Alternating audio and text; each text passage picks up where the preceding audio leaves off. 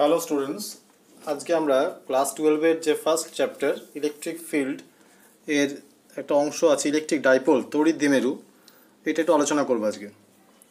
ফার্স্টে বলা যাক যে তড়িৎ দ্বিমেরু বা ডাইপোল বলতে আমরা কী বুঝবো। দেখো লিখেছি, সমপরিমাণ ও বিপরীতধর্মী দুইটি আধান পরস্পরের থেকে যদি স্বল্প দূরত্বের ব্যবধানে থাকে তাহলে ওরা যে সংস্থা বা সিস্টেম গঠন করছে তাকে আমরা কি বলবো, তড়িৎ দ্বিমেরু বা ডাইপোল। তার মানে two equal but opposite charges kept separated by a very small distance constitute a system called electric dipole. ছবিতে দেখো ওটা মাইনাস কিউ চার্জ রেখেছি লেফটে আর প্লাস কিউ চার্জ রেখেছি রাইট হ্যান্ড সাইডে, এবং ওদের মধ্যেকার ডিস্টেন্স দেখো 12 নিয়েছি। এই 12 ডিস্টেন্সটাকে আমরা বলবো ডাইপোল লেংথ বা তড়িৎ দ্বিমেরু দৈর্ঘ্য। আর যে লাইন দিয়ে জয়েন করেছি দুটোকে, the line joining the two charges are called axis of the dipole বা তড়িৎ দ্বিমেরুর অক্ষ। আর যে পারপেন্ডিকুলার লাইনটা টেনেছি এটাকে বলবো বাইসেক্টর বা লম্ব সমদ্বিখণ্ড। তোমরা কেমিস্ট্রিতে এই ধরনের কিছু পোলার মলিকুলের নাম শুনেছো, H2O, NH3, HCl। এদের একটা প্লাস সেন্টার থাকে আর একটা মাইনাস সেন্টার থাকে। এই দুটোর মধ্যে যে ওদের যে বন্ড লেংথ সেটা খুবই স্বল্প দূরত্ব হয়, তার জন্য আমরা এই ধরনের মলিকুলগুলোকে পোলার মলিকুল বলেছিলাম বা পড়েছিলাম। এখন পরের টপিক হচ্ছে ইলেকট্রিক ডাইপোল মোমেন্ট, তড়িৎ দ্বিমেরু ভ্রামক। দেখো ইলেকট্রিক ডাইপোল মোমেন্ট এটাকে আমরা পি দিয়ে ডিনোট করি এবং এটাকে ডিফাইন করা হয় ওই ডাইপোলের যে কোনো একটা charge that is q into দ্বিমেরু দৈর্ঘ্য মানে length of the dipole that is p vector is given by 2ql vector. এটা ভেক্টর ফর্ম। এখন দেখতে পাচ্ছ পি ভেক্টরটা কোন দিক বরাবর থাকবে, অ্যালং এল ভেক্টর, মানে the line joining the two that is the axis of the dipole. কিন্তু এর অভিমুখটা কোন দিকে হবে? এর অভিমুখ হচ্ছে প্লাস কিউ থেকে মাইনাস কিউ এর দিকে। এটাকে অ্যাসাইন করা হয়েছে, এর ডাইপোলটার ডাইরেকশন হচ্ছে প্লাস কিউ থেকে মাইনাস কিউ এর দিকে। নেক্সট কোয়েশ্চেন হচ্ছে দ্বিমেরুর মোট আধান তাহলে কত হবে? যেহেতু সিস্টেমের মধ্যে plus Q R minus Q আছে, আমরা জানি চার্জ অ্যাডিটিভ, তাই টোটাল চার্জ কত হবে? প্লাস কিউ মাইনাস কিউ করলে 0 আসছে। দ্বিমেরুর ভ্রামকের মানে ডাইপোল মোমেন্টের ইউনিট কি লিখবো? Q into L. খুব সম্ভবত তোমাদের আগেও পড়েছিলে যে চার্জের একক হচ্ছে কুলম আর ইএসি একক হচ্ছে স্ট্যাট কুলম। তার মানে কুলম ইন্টু মিটার করলে চলে আসবে পি এর unit, stat coulomb into centimetre সেটা করলে চলে আসবে ইএসি ইউনিট। নেক্সট হচ্ছে দ্বিমেরু ভ্রামকের মাত্রা, দ্যাট ইজ পি। এখন পি ইজ ইকুয়াল টু যেহেতু কিউ ইন্টু এল, তাহলে কিউ এর ডাইমেনশন আমরা তো আগেই জানি, কিউ হচ্ছে I into t, current into time, আর লেংথ তো এল বসেই আছে। তাহলে আলটিমেট কত ডাইমেনশন পাচ্ছি আমরা? এল টি আই। এবার আমরা কতগুলি ইম্পর্টেন্ট ডেরিভেশন করে নেবো। তোমরা আশা করি খাতা পেন নিয়ে বসে আছো। ফার্স্ট হেডিং দেখছি যে দ্বিমেরু অক্ষস্থিত কোনো বিন্দুতে তড়িৎ ক্ষেত্র প্রাবল্য। দেখো এ বি, এটা ছবিতে দেখো এ পয়েন্টে প্লাস কিউ, বি পয়েন্টে মাইনাস কিউ আধান রেখেছি। এই এ বি ডাইপোলটার জন্য তার যে অ্যাক্সিয়াল পয়েন্ট মানে অন দ্য অ্যাক্সিস যে পয়েন্ট পিটা নিয়েছি, এই পি পয়েন্টে আমরা ফিল্ড বের করবো, কত তার ইলেকট্রিক ফিল্ড হচ্ছে ডিউ টু দ্য ডাইপোল। তা এই পয়েন্টটাকে আমরা কী বলে ডাকবো? এই পয়েন্টটা হচ্ছে অ্যাক্সিয়াল পয়েন্ট বা প্রান্তমুখী অবস্থান। ডাইপোল লেন্থ কত? 12। আমরা ডাইপোল থেকে কত ডিস্টেন্স নিয়েছি? আর ডিস্টেন্স। আর ডিস্টেন্সটা কোথা থেকে? এ থেকেও না, বি থেকেও না, ডিস্টেন্সটা নেওয়া হয়েছে ও থেকে। তাহলে এ পয়েন্টের প্লাস কিউ আধানের জন্য পি পয়েন্টে প্রাবল্য কত হবে? EA equal to 1/4πε0 Q by R plus L whole square. তোমরা দেখতে পাচ্ছ ডিস্টেন্সটা হচ্ছে এপি। এপি মানে কি? এও প্লাস ওপি। এওটা হচ্ছে হাফ অফ 12 মানে এল, আর ওপি হচ্ছে আর, তাই নিচে লেখা হয়েছে আর প্লাস এল হোল স্কোয়ার। এই ফিল্ডটা যেহেতু প্লাস চার্জের জন্য তাই পি পয়েন্ট থেকে আউটওয়ার্ড দেখো গ্রিন কালিতে আমি ইএ লিখেছি। আর মাইনাস কিউ এর জন্য অর্থাৎ বি পয়েন্টে আধানের জন্য পি পয়েন্টে কতটা ইলেকট্রিক ফিল্ড হবে? EB. EB is given by constant 1/4πε0 into Q divided by ওটা হবে R minus L whole square. এবং সেটা কোন দিকে? এটা অ্যাট্রাকটিভ ফোর্স, তার মানে পিবি বরাবর হচ্ছে, মানে পি থেকে বি এর দিকে। এখন তোমরা বুঝতে পারছো যে পি পয়েন্টের দুটো ফিল্ড আছে, একটা হচ্ছে ইএ, একটা ইবি। যেহেতু বি পয়েন্টটা খুব কাছে আছে, closer to the point P, তাই ইবিটা হচ্ছে স্ট্রঙ্গার দ্যান ইএ। তার মানে net field at P will be EB minus EA. তাহলে তোমরা নিজেরা এবার ইবি এক্সপ্রেশন আর ইএর এক্সপ্রেশনটা বসিয়ে এলসিএম করে ক্যালকুলেট করে দেখো অ্যালজেব্রিক্যালি যা যা আসে। দেখো ডান দিকে যে রেড বক্সে লিখেছি ইপি ইজ ইকুয়াল টু, দেখো এসছে আমাদের 2pr divided by R square minus L square whole square. তোমরা এই অ্যালজেব্রা কাজটা নিজেরা করো, এলসিএম করবে, A square minus B square whole square আসছে। একটা 4ab ফর্মুলা হয়, সেটাও তোমরা জানো। সেখানে একটা চেঞ্জ করেছি, দেখো লাল বক্সের উপরের লাইনটাতে, যে 2 কিউএলটাকে আলাদা করে নিয়েছি আর 2r দিয়ে মাল্টিপ্লাই করেছি। কেন 2 কিউএল আলাদা করলাম? কারণ 2 কিউএল মানে হচ্ছে তড়িৎ দ্বিমেরু ভ্রামক বা ইলেকট্রিক ডাইপোল মোমেন্ট পি, ওটা পি দিয়ে সাবস্টিটিউট করে দাও। আর তারপরে দেখো একটা কেস আলোচনা করা হয়েছে, যদি আর মাছ গ্রেটার দেন এল হয়, তার মানে আর এর দূরত্বটা অনেক বড়, মানে ডাইপোল থেকে বহু দূরে একটা পয়েন্ট নিয়েছো, সেক্ষেত্রে কী হবে, এলটা খুবই ছোটো, মানে ডাইপোল লেন্থটা খুবই ছোটো হয়ে গেল, তাহলে এলটা আমরা ইগনোর করতে পারি। তাই নিচে যে আর square minus L square whole স্কোয়ারটা আছে, সেখানে শুধুমাত্র r⁴ হবে। তাই নিচে লিখেছি দেখো 2pr/r⁴। তাহলে আর একটা ক্যান্সেল হলে আলটিমেট আনসার আছে 2p/r³। এই ফর্মুলাটা তোমরা একদম মাথাতে ঢুকিয়ে নাও যে প্রান্তমুখী অবস্থান বা অ্যাক্সিয়াল পয়েন্টে ফিল্ডের এক্সপ্রেশন হচ্ছে 2p/r³। পরেরটা আমরা প্রস্থমুখী অবস্থান বা ব্রড সাইড পজিশনে করে দেখবো কত আসে। এইটা আপাতত মুখস্থ রাখলাম, তাতে আমাদের অঙ্কের নিউমেরিক্যালে সমস্যা সমাধানে সাহায্য করবে এটা। আর যে কোনো মিডিয়ামের জন্য ওই ε0 তো লাগবো না, ওটা লিখবো কি k টাইমস ε0, যেখানে কেটা হচ্ছে ডাইলেকট্রিক কনস্ট্যান্ট বা পরাবৈদ্যুতিক ধ্রুবক। আর তোমাদের এখানে যেহেতু ইলেকট্রিক ফিল্ড বের করতে বলেছি, তাহলে ইপির মান যেমন আছে দিকও থাকবে, তাই ডাইরেকশনটা কত হবে দেখতেই পাচ্ছ, পি থেকে বি এর দিকে, সেটা তো ডমিনেন্ট বলেছো তোমরা, তাহলে পি থেকে বি এর দিকে মানে -q থেকে +q এর অভিমুখে এই ইপি ডাইরেকশনটা পাওয়া যাবে। এবার আরেকটা ইম্পর্টেন্ট ডেরিভেশন, দ্বিমেরুর লম্ব সমদ্বিখণ্ডকের উপরে স্থিত কোনো বিন্দুতে ক্ষেত্র প্রাবল্য। লম্ব সমদ্বিখণ্ডক মানে আমরা আগে বলেছি বাইসেক্টর যেটা থাকে, এই পজিশনটাকে আমরা আরেকটা নামে রাখবো প্রস্থমুখী অবস্থান বা ব্রড সাইড পজিশন বলবো। দেখতে পাচ্ছ ডায়াগ্রামটা দিয়ে তাকাও, এ বি, এখানে এতে +q আর বিতে -q রেখেছি। এর যে মিড পয়েন্ট ও, সেখানে বাইসেক্টরটা এঁকেছো কোন দিক দিয়ে, ওপি। এই ওপি লেন্থটাকে আমরা স্মল আর দিয়ে চিহ্নিত করছি, সেই ডিস্টেন্সে ফিল্ড বের করব। আর দ্বিমেরু ভ্রামক তোমরা জানো পি = 2 কিউএল, আর ডাইপোল লেন্থ দিয়ে দিয়েছি 12। এখন তোমরা পুরো ডায়াগ্রামটা কমপ্লিট করবে। এ থেকে পি, যেহেতু +q এর আধানের জন্য, তাহলে পি পয়েন্টে ফিল্ড কোন দিকে হবে, অ্যালং এপি আউটওয়ার্ড, তার জন্য দেখো ইএ ভেক্টর লিখেছি। আর বিতে যে -q আছে, সেখানে পিতে ফিল্ড কত তৈরি করবে, ইবি টুয়ার্ডস দ্য নেগেটিভ চার্জ। এটা আমরা আগেই জানতাম, কারণ -q ওখানে পি পয়েন্টের +1 চার্জকে অ্যাট্রাক্ট করছে টুয়ার্ডস দ্য পয়েন্ট বি, তার মানে ইবি ভেক্টর বরাবর। তাহলে ইএ ভেক্টর ইবি ভেক্টর এটা তো একই লাইন বরাবর নেই, তাই আমাদের আলটিমেট এদের একটা ভেক্টর অ্যাডিশন করতে হবে। কীভাবে করবো দেখো। তাহলে ফার্স্ট পয়েন্ট এ এর জন্য পি পয়েন্টে কত প্রাবল্য তৈরি হচ্ছে, the field due to the point A. তাহলে EA is given by q/ap²। AP মানে বুঝতে পারছো পিথাগোরাস উপপাদ্য থেকে পাচ্ছি যে ওটা √r² + l², এবং সেটা কোন দিকে আছে, অ্যালং এপি। আবার সিমিলারলি বি পয়েন্টের জন্য ফিল্ড কত হবে, ওটা দেখো q/bp²। খুব স্বভাবতই বোঝা যাচ্ছে ট্রায়াঙ্গেলটা কি আইসোসেলিস ট্রায়াঙ্গেল, তাহলে এপি = বিপি। তাহলে এপিরও যা ভ্যালু বিপিরও তাই ভ্যালু আছে, তাই √, তার স্কোয়ার করলে রুটটা উঠে গেছে, দেখতে পাচ্ছ। এটা কোন দিকে আছে, অ্যালং পিবি বরাবর কাজ করছে। দেখেই বুঝতে পারছি ই এর যা ভ্যালু পেয়েছো আর ইবির যে ভ্যালু পেয়েছো দুটো ইকুয়াল, দেখো ওই জন্য লিখেছি এ = ইবি।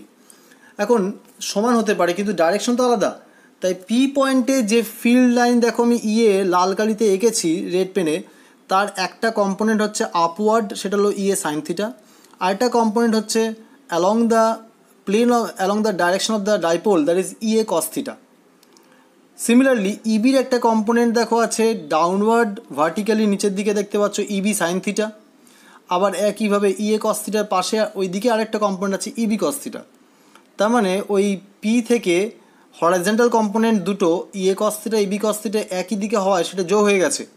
কিন্তু দেখো ইএ সাইন থিটা ইবি সাইন থিটা পরস্পরকে কী করবে, নালিফাই করবে, ব্যালেন্স করবে বা প্রশমিত করবে, কারণ দুটো ভ্যালু তো একই।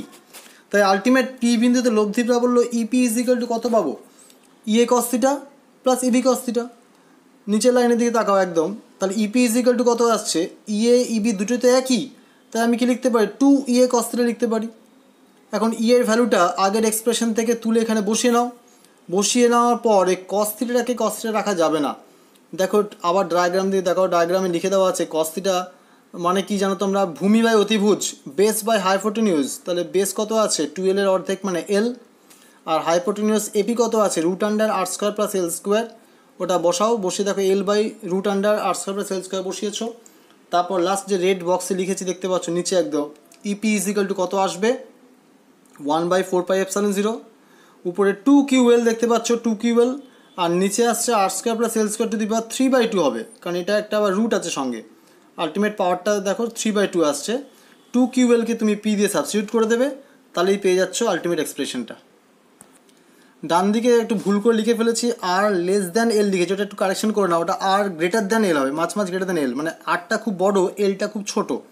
সেক্ষেত্রে আমরা এলটা ইগনোর করব। ইগনোর করলে দেখো ওই যে বাঁ দিকে যে রেড বক্সে লিখেছি লাস্টে P/r² + L² 3/2, ওই এলটা ইগনোর করলে কত আসবে, r² 3/2, দ্যাট ইজ r3। আর ফর এনি মিডিয়াম এটা কি লিখবো, K∪0 P/r3। তাহলে আমরা প্রান্তমুখী অবস্থান বা অ্যাক্সিয়াল পয়েন্টে কত পেয়েছিলাম মনে আছে, 2P/r3। আর এখানে প্রস্থমুখী বা ব্রডসাইড পজিশনে কত পেলাম, P/r3। এবার আরেকটা ইম্পর্টেন্ট ডেরিভেশন, আমরা যে ডাইপোলটার জন্য একবার করলাম প্রান্তমুখী বা অ্যাক্সিয়াল পয়েন্টে, আরেকবার করলাম প্রস্থমুখী বা ব্রডসাইড পজিশনে, কিন্তু এবার করব এনি পয়েন্ট ক্যাপিটাল পিতে কত ফিল্ড তৈরি হচ্ছে। এখন দেখো এবি যে ডাইপোলটা এঁকেছি -q + q, ছবিটা ভালো করে দেখো, -q + q যে দেখতে পাচ্ছ, এখানে এ পয়েন্টের থেকে বি পয়েন্টের অভিমুখে আছে রেড কালারে যে পিতে লিখেছি ডাইপোল মোমেন্ট, সেটা ডাইরেকশন কোন দিকে আছে, এ থেকে বি এর দিকে। তাহলে এই পি এর একটা কম্পোনেন্ট হচ্ছে অ্যালং ওপি, দেখো লিখেছি P cos θ, আরেকটা কম্পোনেন্ট হচ্ছে P sin θ। এখন ওপিটা কি না, সেন্টার পয়েন্ট ও থেকে ক্যাপিটাল পি পয়েন্টের যে ডিস্টেন্স, ওটা আমরা কি নিয়েছি আর, এবং সেটা ডাইপোলের সঙ্গে কত অ্যাঙ্গেল করেছে, থিটা। তাহলে পি বিন্দুতে P cos θ উপাংশের জন্য কোথায় বসে আছে, দেখো ভালো করে দেখো, P cos θ যদি একটা ছোট্ট ডাইপোল আমি চিন্তা করো যে P cos θ একটা ডাইপোল, মোমেন্ট সম্পন্ন ডাইপোল, তাহলে P cos θ ডাইপোলটার জন্য ওই পি পয়েন্টটা অক্ষস্থিত বা অ্যাক্সিয়াল পয়েন্ট। আবার P sin θ যদি একটা ডাইপোলের এখানে রাখতাম, তাহলে P sin θ ডাইপোল মোমেন্ট সম্পন্ন একটা ডাইপোলের জন্য পি পয়েন্টটা আছে ব্রডসাইড পজিশনে। তাহলে ক্যাপিটাল পি পয়েন্টে কটা প্রাবল্য পাবো, একটা P cos θ জন্য পাবো, আর একটা P sin θ জন্য পাবো। তাই দেখো লিখেছি যে P cos θ উপাংশের জন্য পি বিন্দুতে প্রাবল্য E1 সমান কত লিখেছি, দেখো তুমি এটা আগেই পড়েছো যে অ্যাক্সিয়াল পয়েন্টে কত হয়, 2P/r3, কিন্তু এখান থেকে 2P লিখতে পারবো না, পি যাতে কত বসাবো, P cos θ, that is 2P cos θ/r3। সেটা কোন দিকে আছে, OP বরাবর। আর P sin θ সাপেক্ষে পি পয়েন্টটা কোথায় আছে, ব্রডসাইড পজিশনে আছে, তা সেক্ষেত্রে E2টা কত পাবো, ব্রডসাইডের ফর্মুলা মনে আছে, P/r3 পেয়েছিলাম, তা পি তো লিখতে পারবো না, লিখবো কত এখানে, P sin θ/r3, যেটা পারপেন্ডিকুলার টু OP এবং E2 দিয়ে চিহ্নিত করেছে। তাহলে পি বিন্দুতে E1 E2 তোমরা দুটো ভেক্টর দেখতে পাচ্ছ, একটা রেড কালারে দিয়েছি E1 আর একটা ব্ল্যাক কালারে দিয়েছি E2। তাহলে এদের রেজাল্টেন্ট বের করতে হবে, রেজাল্টেন্টের ফর্মুলা তোমাদের জানা আছে, ওই √E1² + E2², এদের প্রত্যেকটা ভ্যালু এখানে বসিয়ে অ্যালজেব্রিক্যালি সলভ করে দেখো আলটিমেট যে রেড বক্সে লিখেছি E = কত আসছে, 1/4πε0 P/r3 √3 cos² θ + 1। এটা নিজেরা করে দেখো, এটা নিজেরা করলে বেশি আনন্দ পাবে, কারণ আমার থেকে দেখে করলে তো লাভ নেই। তাহলে আলটিমেট আরেকটা আছে, যদি এই ই এর যে এক্সপ্রেশনটা পেয়েছো, এখানে তুমি একবার θ = 0 বসিয়ে দেখো, তাহলে cos 0 তো 1, তাহলে আলটিমেট কত আসবে দেখো, 2P/r3। তাহলে তুমি যদি থিটাটা 0 বসাও, ছবি দিয়ে তাকাও, θ 0 মানে তো তোমার অ্যাক্সিয়াল পয়েন্ট, তাহলে ওই উত্তরটা তুমি এখান থেকেই পেয়ে গেলে। আবার θ যদি 90 বসাও, তাহলে cos 90 0, সেক্ষেত্রে দেখো উত্তর আসবে P/r3। নিজে করে দেখো, যে এখানে গোল করে পাশে দেখো বাঁ দিকে গোল করে লিখেছি, θ 0 আর θ 90 ফর্মুলা বসিয়ে দেখো, তুমি আগের দুটো ফর্মুলা এখান থেকে জেনারেট করতে পারবে। আর ডান দিকে রাইট হ্যান্ড সাইডে দেখো আমি tan আলফা মান বের করেছি, tan আলফা দেখো ছবিতে আলফাটা দেখতে পেয়েছো, ওই tan আলফাটা ওখান থেকে বের করবে, that is E2/E1, E2 value বসাবে, E1 এর ভ্যালু বসাবে, উত্তর আসবে ½ tan θ। এটা নিজেরা করে দেখো। নিচে দেখো লিখেছি NB, দেখো দ্বিমেরুর জন্য বা ডাইপোলের জন্য তুমি আলটিমেট ফিল্ড E কত পেলেও 1/r3 এর সঙ্গে প্রপোর্শনাল, আর তোমরা পয়েন্ট আধানের জন্য কত পেয়েছিলে, E = 1/r²। এবার আমাদের টপিক হলো সুষম তড়িৎ ক্ষেত্রে অবস্থিত একটি তড়িৎ দ্বিমেরুর উপর টর্ক।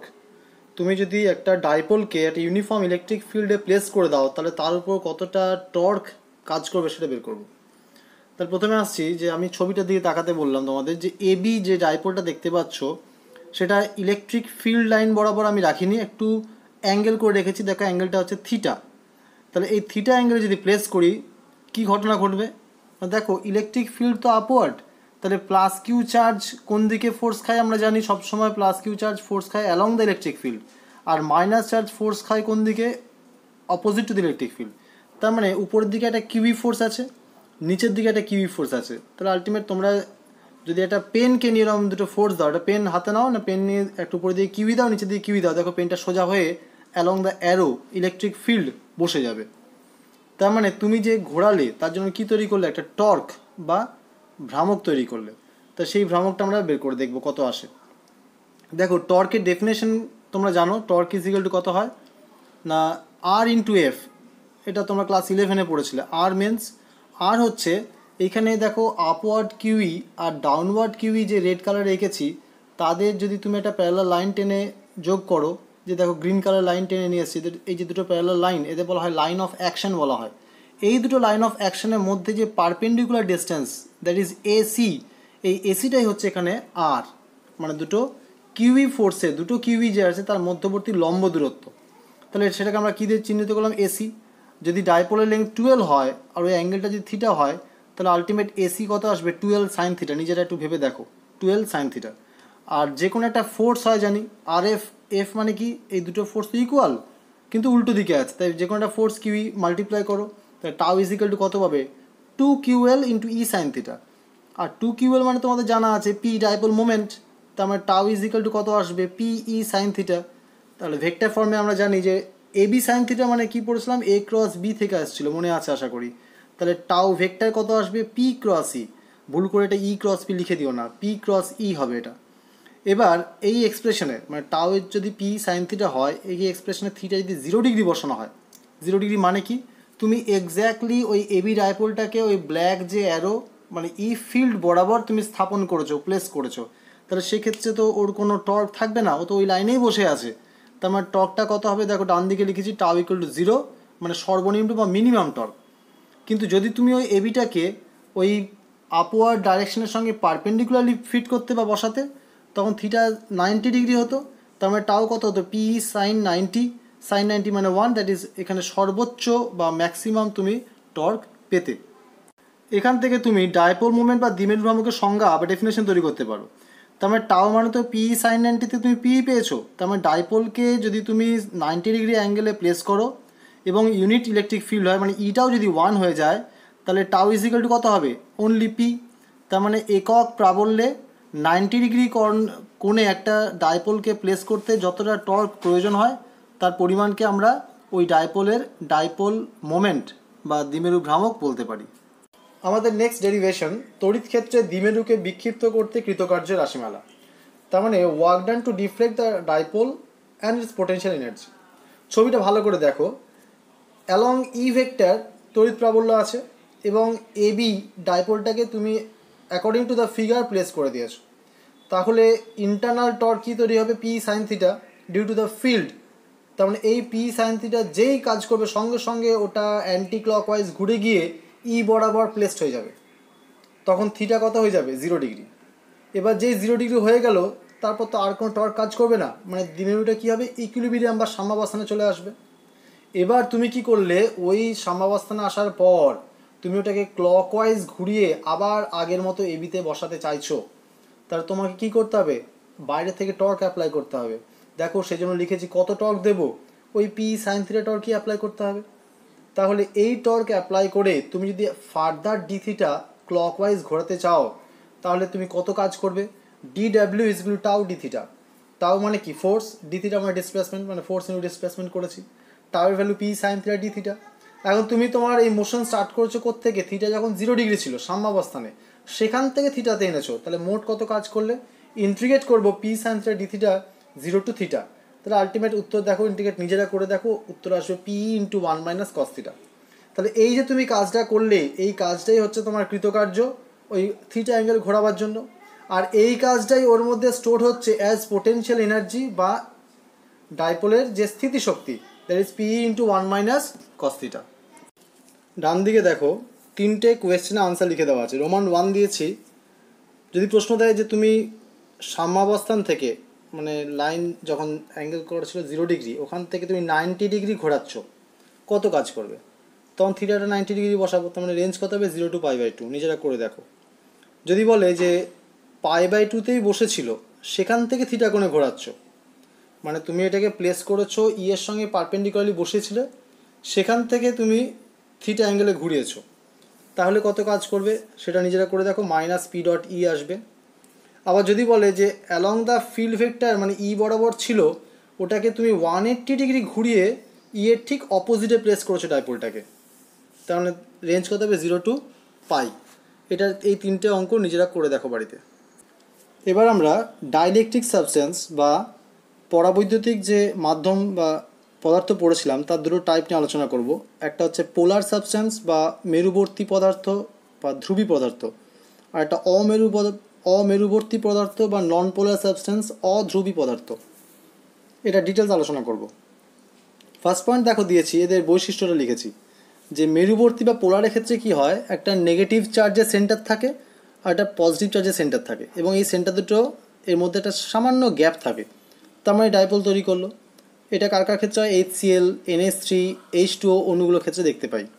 আর যদি দেখি যেমন CH4 এর ক্ষেত্রে নেগেটিভ সেন্টার আর পজিটিভ সেন্টার এটা সুপার ইম্পোজ করে, মানে একটা পয়েন্টেই সমাপতিত হয়, তার মানে এখানে কোনো পোলারিটি আসছে না। তাহলে মেরুবর্তীর ক্ষেত্রে 2 নম্বর পয়েন্ট কী বলেছি, এদের একটা সহজাত বা ইন্ট্রিনসিক ডাইপোল মোমেন্ট থাকে, নিজে থেকেই দেখতে পেলে তুমি অণুগুলোর ডাইপোল মোমেন্ট আছে। কিন্তু এখানে তো কোনো ডাইপোল মোমেন্ট নেই, কোনো পার্মানেন্টের তো ব্যাপারই নেই, কোনো দ্বিমেরু ভ্রামকই তৈরি হলো না। 3 নম্বর পয়েন্ট বলছে যদি তুমি এক্সটার্নাল ফিল্ড না দাও, মানে ইলেকট্রিক ফিল্ড যদি বাইরে থেকে অ্যাপ্লাই না করো, তার দুটোর বিহেভিয়ার কেমন হয়।